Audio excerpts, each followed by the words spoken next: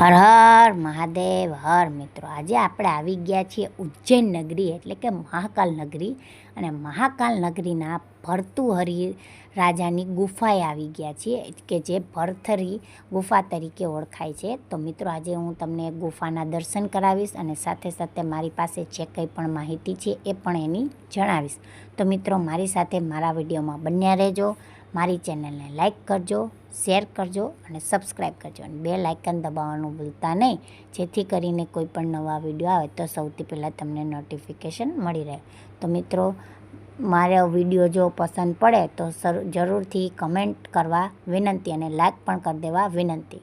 તો મિત્રો, ભારતના ઘણા ભાગોમાં બાબા ભરથરી અથવા જોગી સંત ભરથરી તરીકે પણ ઓળખાતા ભરથરી ઉત્તર ભારતમાં ઘણી લોકવાર્તાઓના નાયક છે. તેઓ ઉજ્જૈનના શાસક હતા અને પછી તેમણે પોતાના નાના ભાઈ વિક્રમાદિત્યના પક્ષમાં રાજગાદી છોડી દીધી.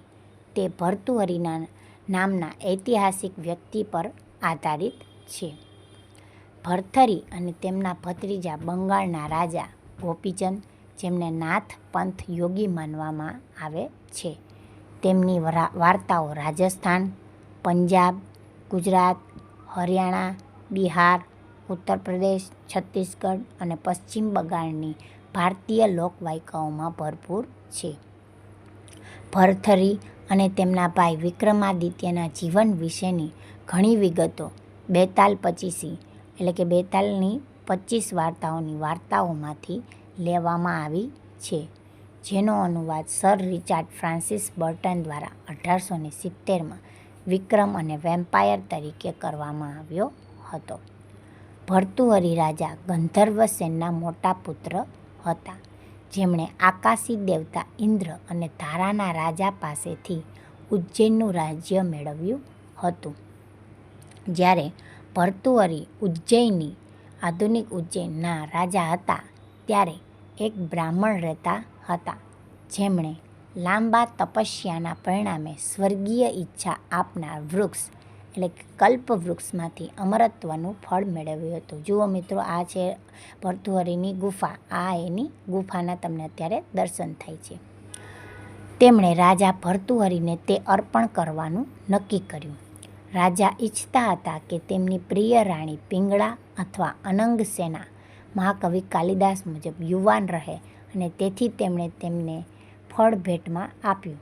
રાજા ભર્તુહરિની છેલ્લી અને સૌથી નાની પત્ની, જોકે રાણીનો સેનાપતિ મહિપાલ સાથે ગુપ્ત પ્રેમ સંબંધ હતો, તેણી ઈચ્છતી હતી કે તે અમર રહે અને મોહિત ફળ તેમને આપવામાં આવ્યું.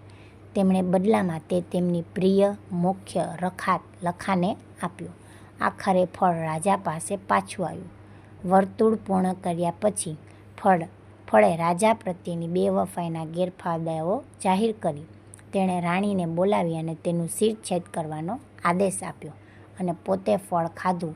ત્યારબાદ તેણે પોતાના નાના ભાઈ વિક્રમાદિત્યને સિંહાસન છોડી દીધું અને ધાર્મિક ભિક્ષુક બન્યો.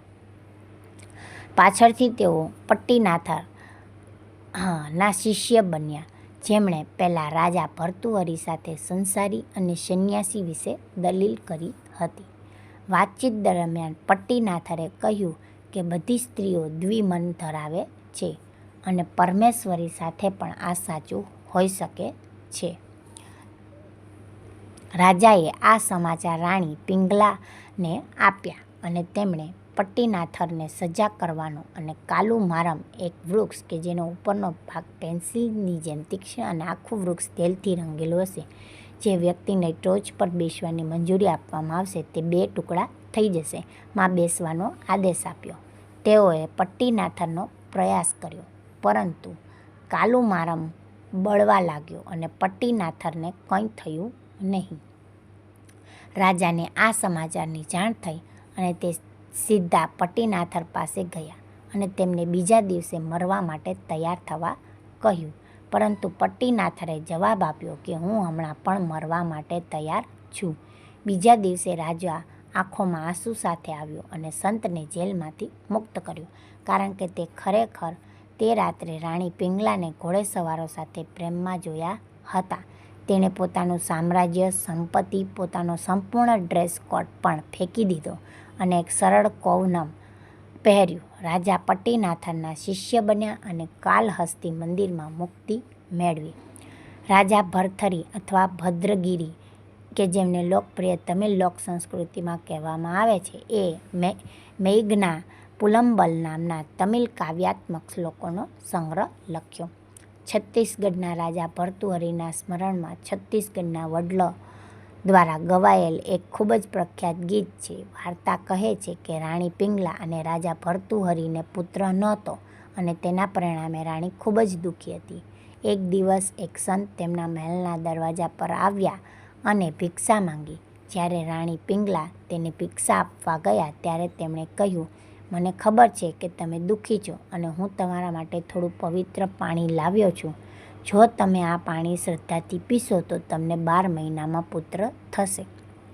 રાણી પિંગલા પાસે પાણી હતું અને યોગીના વચન મુજબ 12 મહિના પછી તેમને પુત્ર થયો.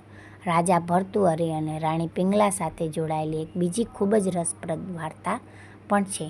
એવું કહેવાય છે કે રાજા ભર્તુહરિ એક દિવસ શિકાર માટે નીકળ્યા હતા અને તેમણે એક સ્ત્રીને તેના પતિની ચિતામાં કૂદી પડતી જોઈ, કારણ કે તેનું દુઃખ તેને જીવવા દેતું ન હતું.